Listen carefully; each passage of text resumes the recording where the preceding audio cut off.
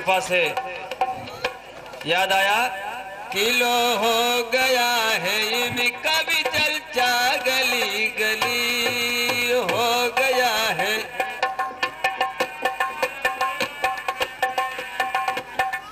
लो हो गया है इनका भी चर्चा, गली गली लो हो गया है इनका भी चर्चा, गली गली। अरे ये दे रहे हैं प्यार का सौदा, गली गली ये दे रहे हैं प्यार का सौदा, गली गली ये दे रहे हैं प्यार का सौदा, गली गली लो हो गया है इनका भी चर्चा, गली गली हो गया है इनका भी चर्चा, गली गली। ये हंस हाथ देख कभी गंदगी की ओर, ये हंस हाथ देख कभी गंदगी की ओर, ये हंस है न देख कभी गंदगी की ओर, ये हंस है न देख कभी गंदगी की ओर, ये हंस है न देखे कभी गंदगी की ओर। अरे खुद ही लुटाए जाके ये मोती, गली गली खुद ही लुटाए जाके ये मोती, गली गली खुद ही लुटाए जाके ये मोती, गली गली लो हो गया है इनका भी चर्चा, गली गली लो हो गया है इनका भी चर्चा, गली गली हो गया इनकी भी चर्चा, गली गली। ना कोई हिंदू सिख न ईसाई न मुसलमान, ना कोई हिंदू न मुसलमान, ना कोई हिंदू सिख न ईसाई न मुसलमान। लेकिन संदेशा क्या है कि बेटे है एक बाप के कहते, गली गली बेटे है एक बाप के कहते, गली गली बेटे है एक बाप के कहते, गली गली लो हो गया है इनका भी चर्चा, गली गली लो हो गया है इनका भी चर्चा, गली गली। शासन जी आखिर में लिखा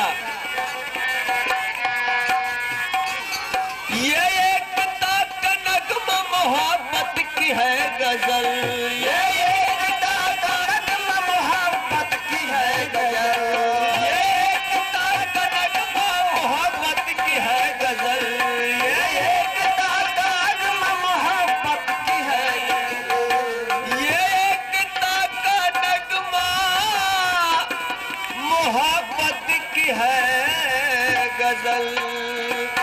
अरे बैरागी ने सरेआम सुनाया, गली गली बैरागी ने सरेआम सुनाया, गली गली बैरागी ने सरेआम सुनाया, गली गली लो हो गया है इनका भी चर्चा, गली गली लो हो गया है इनका भी चर्चा, गली गली लो हो गया है इनका भी चर्चा, गली।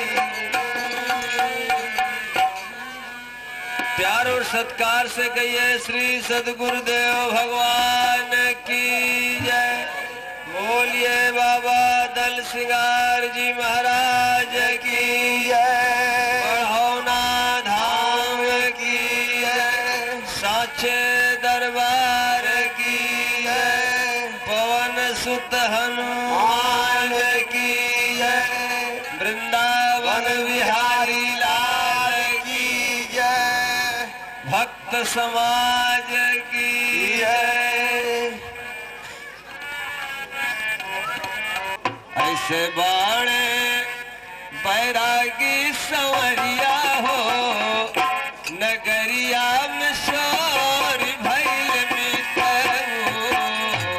ऐसे बाणे हमरो संवरिया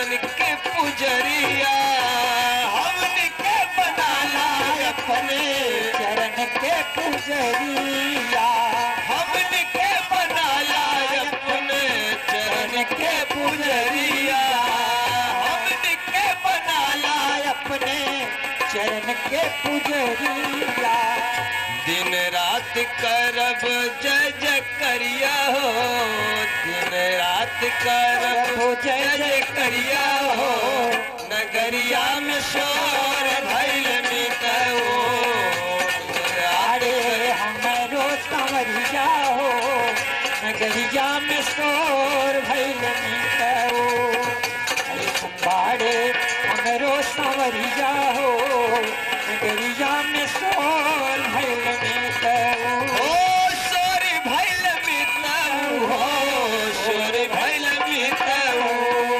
शोर भइल मिटऊ हो शोर भइल मिटऊ ऐसे बार हमारो संवरिया हो नगरिया में शोर भइल मिटऊ ऐसे बार हमारो संवरिया हो नगरिया में शोर भइल मिटऊ नगरिया में शोर भइल मिटऊ नगरिया में शोर भइल बोलिए बाबा दल सिंगार जी महाराज की जय बाबा श्री दल सिंगार जी महाराज की जय बाबा दल सिंगार जी महाराज की जय हमारे परम पूजी वकील साहब आओ और थोड़ा सा अपनी अमृतमयी वाणी से गुरुदेव भगवान की शोभा करें अपने हृदय के उद्गार रखें बैरागी महाराज की बाबा दल सिंगार जी महाराज की आज इस बाबा दल सिंगार के समागम पर हमारे परम पूज्य बड़े भाई संजय जी एवं सभी बाहर से आए हुए हमारे संगत के भाइयों एवं इस बढ़ौना के गांव से आए हुए संगत भाइयों मैं सबका कोटि कोटि प्रणाम करता हूं और इस दास में जो भी त्रुटि हो उसको आप लोग क्षमा करें।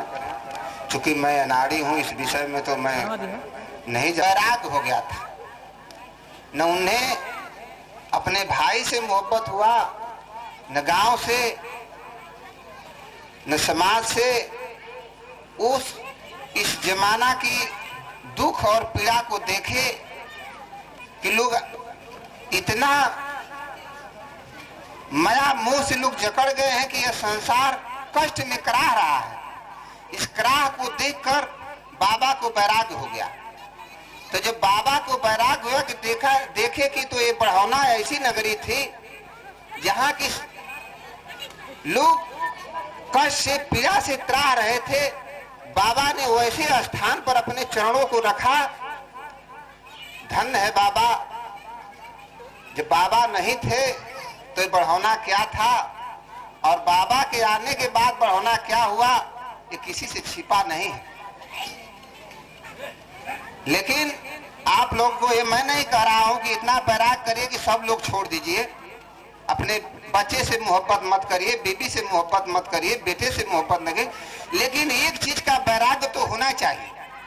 कम से कम राग द्वेष जो जलन ये जो आपके अंदर है कम से कम इसका तो वैराग्य होना चाहिए। आप बाबा के दरबार में आ गए हैं, कहीं दिमाग में है कि उस फलनवा को तो ये करना है, कहीं आ गए हैं यहाँ दरबार में लेकिन दिमाग में है कि पड़ोसी हमारी जेठानी हमारी ननद ये कर रहे ये करना है। तो इस दरबार में आने का ये कोई महत्व नहीं है। हमने बाबा से बहुत कुछ सीखा है। हमने भैया से कह दिया कि बाबा ने हमें किया दिया, बाबा से हमसे यही प्रकाश दिया थे, आते थे, हम नहीं जानते थे कि यही बाबा है।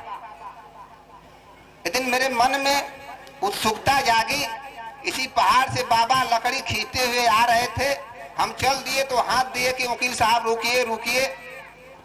तो हम आए तो बाबा से हमको नहीं दिल रह गया, हम पूछे कि बाबा यहाँ असली बाबा कौन है? तो बोले कि वकील साहब असली बाबा कोई होगा, जान लीजिएगा, पहले पानी पीजिए, चाय पीजिए। फिर मेरी हिम्मत नहीं पड़ी कि मैं दोहराऊं। लेकिन मुझे बाद में पता चला कि जिस बाबा ने अपने हाथ से झाड़ू मारते थे, जिस बाबा ने अपने हाथ से गिलास का पानी पिलाते थे, जिस बाबा ने अपने खाने से पहले अपने भक्तों को खिलाते थे, वो सचमुच में बैरागी थे, सचमुच में बैरागी थे। उनके अंदर वैराग्य था, सारा जनमानस उनका था, सारा बेटा उनका बेटा था, सारे बच्चे उनके बच्चे थे। तो ये सब कहने का मतलब कि अब आप बाबा के बैरागी के दरबार में आए तो कम से राग द्वेष, अपना पराया की भावना छोड़ देना चाहिए।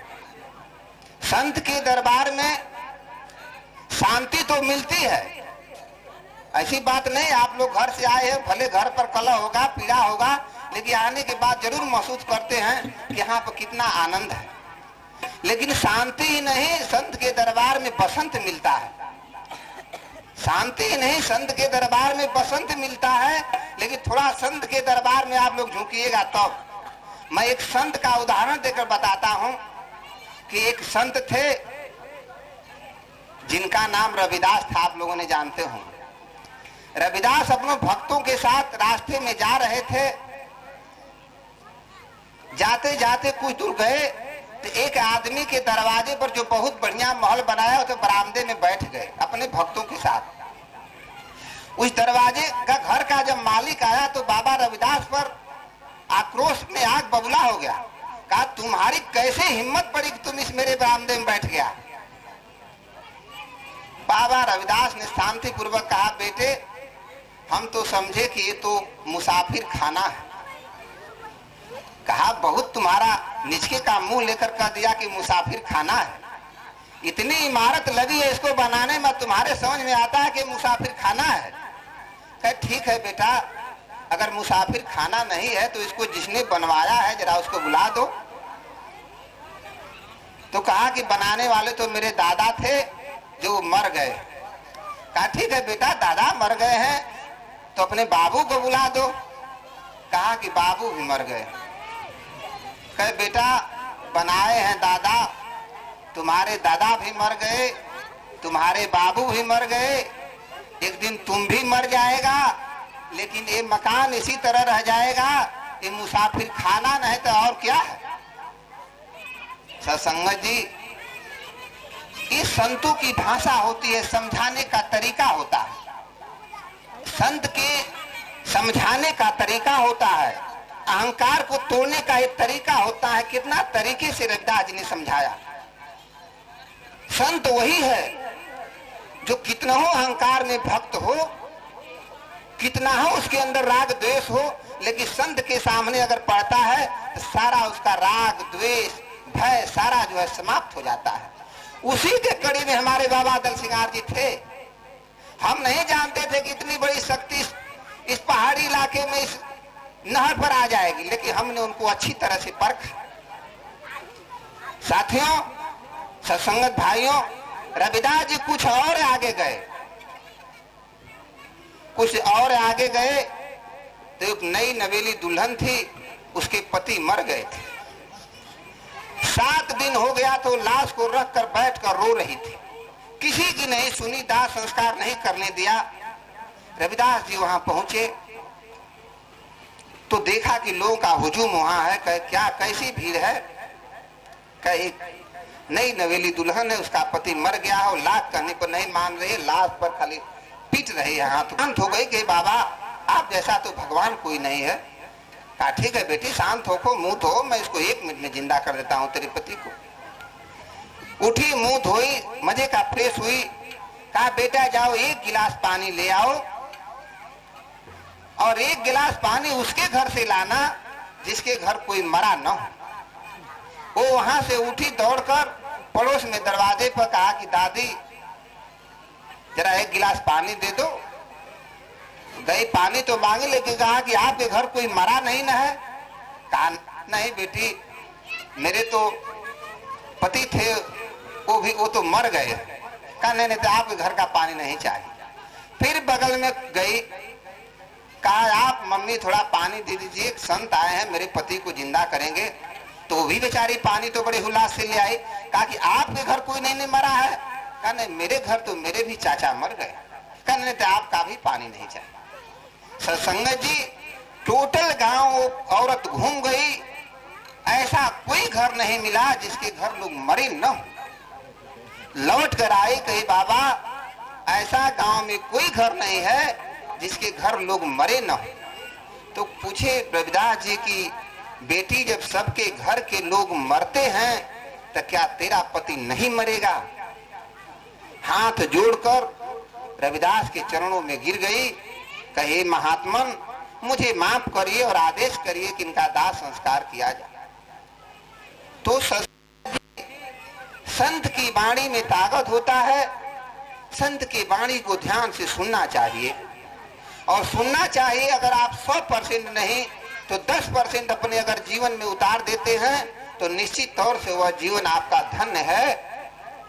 निश्चित आप लोग से क्षमा चाहते हुए मैं अपने गुरु के चरणों में कोटि कोटि प्रणाम करते हुए, सत्संग बड़े भैया के चरणों में प्रणाम करते हुए मैं अपनी वाणी को विराम देता हूँ।